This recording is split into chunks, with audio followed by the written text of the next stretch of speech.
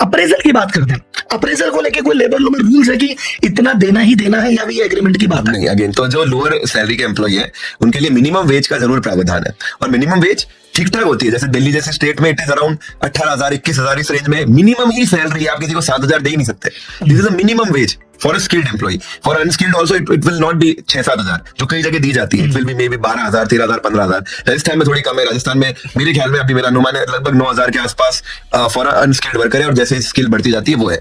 यही है बेसिक। अगर मिनिमम वेज बढ़ेगी तो मिनिमम वेज से आपको ज्यादा, एटलीस्ट मिनिमम वेज से ज्यादा सैलरी देनी है। अप्रेजल का कोई प्रावधान नहीं कि भैया एम्प्लॉय ओनर जो है वो एम्प्लॉय को इतना अप्रेजल देगा ही देगा? कोई प्रावधान नहीं, चाहे 10 दे 20 दे नहीं दे उसकी इच्छा। इसीलिए आप कॉर्पोरेट में देखते हो कि इन्फ्लेशन तो 6-7% से बढ़ रहा है, किसी का 3%, किसी का 2%, किसी का 1%, नहीं भी हो रहा कई बार तो है। और कई बड़ी आईटी कंपनीज में आपने देखा होगा कि जो सीईओ की सैलरी है वो तो इतने 10 सालों में 10 गुना हो गई, लेकिन जो ज्वाइनिंग सैलरी है वो 2,75,000 से 3,25,000 तक ही बढ़ी है अभी तक।